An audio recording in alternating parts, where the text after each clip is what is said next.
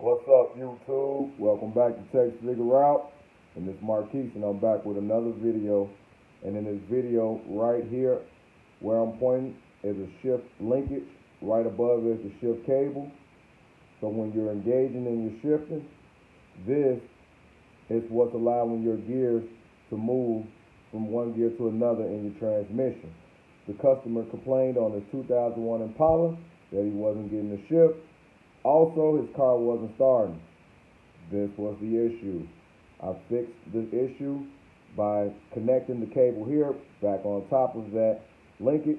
Once I did that, I went back around to the vehicle, started the car started right up, and it shifted.